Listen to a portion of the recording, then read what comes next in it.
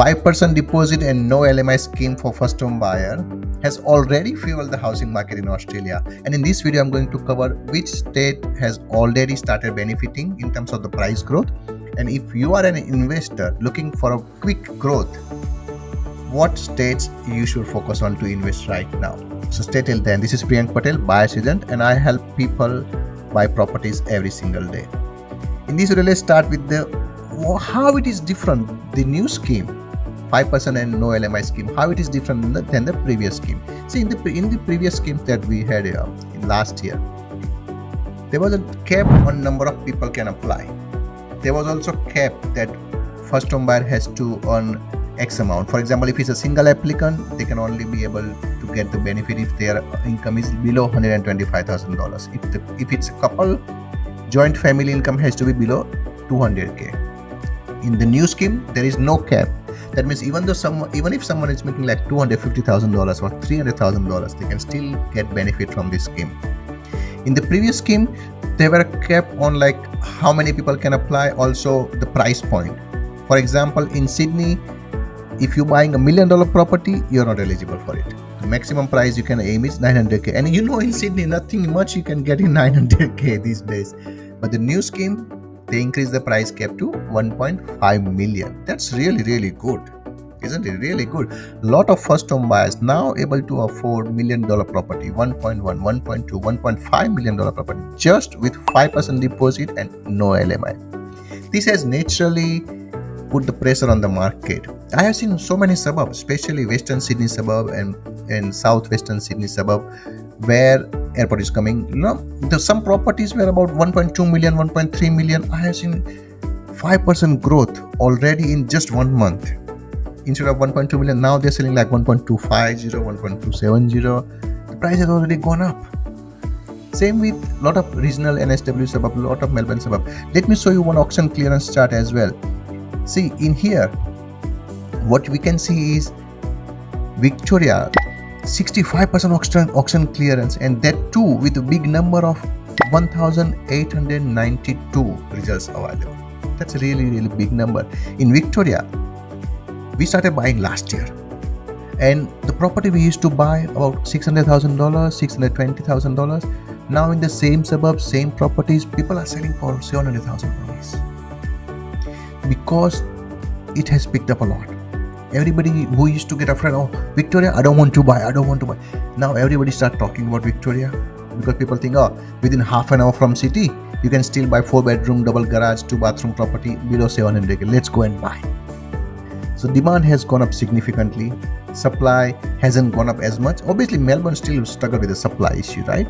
But in some pockets, some suburbs, existing suburbs, if you focus really well, you can get a really good property, already tenanted as well, and this has a good potential for growth. Same, look at the South Australia, 75% auction clearance rate. That's a significant number, right? It's going up very, very well. Perth, 71% clearance rate.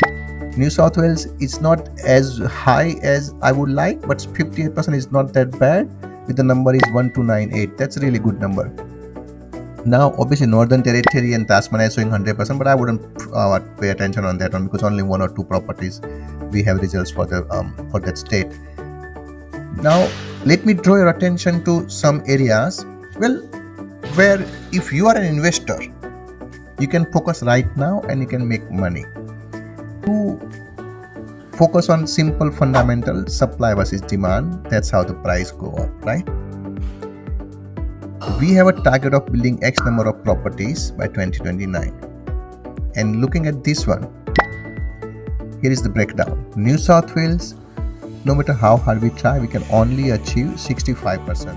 The question is, if you are an investor and you want quick growth, like good growth in next 6 to 12 months or 2 years, 3 years time, where can you invest?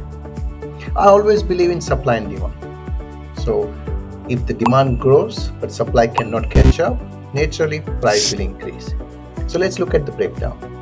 In Australia, it's only on track about building only 78% of his housing supply target by 2029.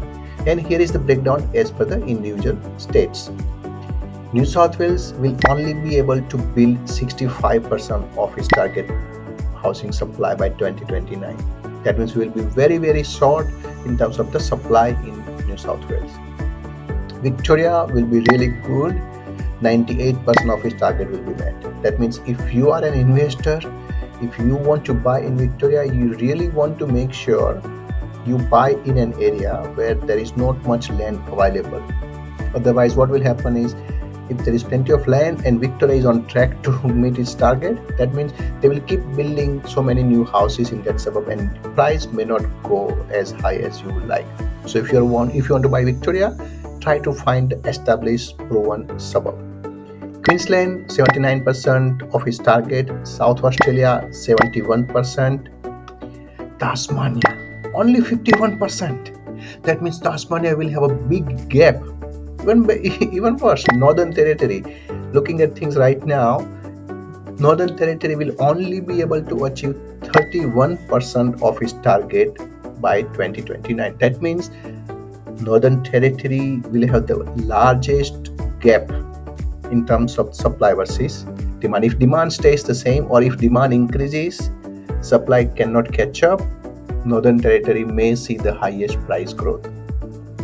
So if you are an investor, I would recommend to look into Northern Territory, Tasmania and South Australia, because those are the states they have a very big gap in terms of the supply for next 4 years.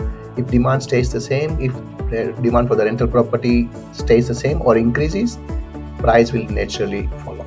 So thank you so much for watching this video. If you need any help in terms of how to find a right growth potential area, how to find a cash flow property, we are here to help. We help so many people every single day and we love to help you. Thank you so much for watching this video. This is Priyank Patel.